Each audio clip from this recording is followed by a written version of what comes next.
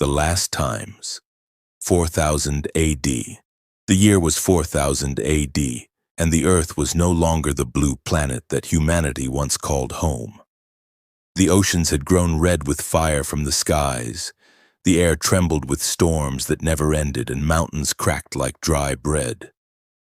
Humanity had reached its pinnacle, machines wiser than kings, cities brighter than stars, and knowledge deeper than the oceans.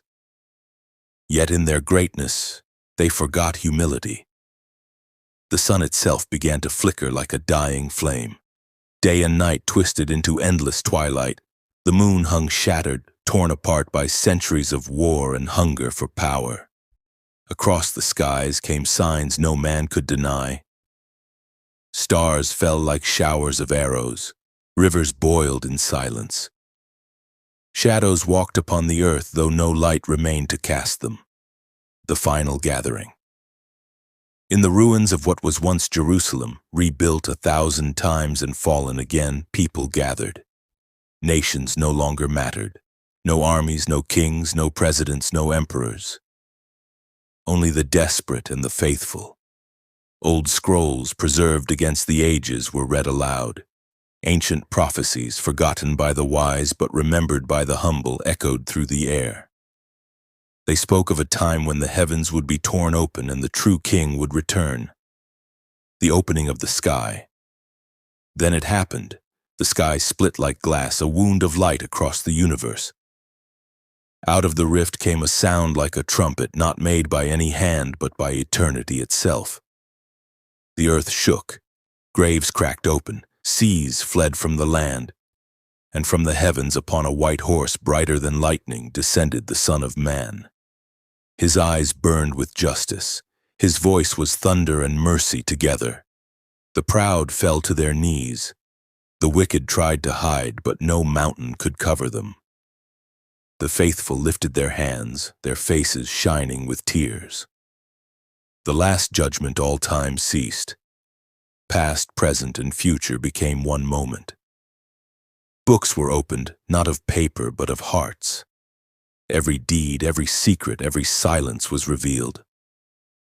The faithful entered into a city not built by human hands, a place where there is no sun, for the Lord himself is its light. The unrepentant faced the darkness they had chosen, a silence without end. The end and the beginning. And so the old earth, scarred by wars and poisoned by pride, passed away.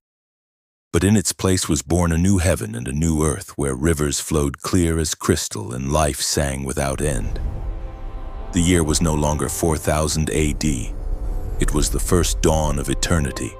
In the final chapter of human history, the Notae Dinul, earth will not end in silence, but in revelation. The signs will be undeniable. The sun will darken, the moon will bleed red. Stars will fall like sparks from heaven's fire. Greater than nations will rise against nations, famine, earthquakes, pestilence. The earth will groan like a woman in labor. Hearts will grow cold, truth will be traded for lies. People will mock God, chasing pleasure, denying judgment. But then, a sound. A trumpet will pierce the heavens, and every eye shall see him. Jesus, the King of Kings, riding on the clouds of glory with 10,000 times 10,000 angels behind him. He will not come as a lamb, but as a lion, to judge, to reign, to restore. The proud will tremble, the powerful will fall. Every hidden sin will be exposed in his light, and the nations will wail, because the day of the Lord has come.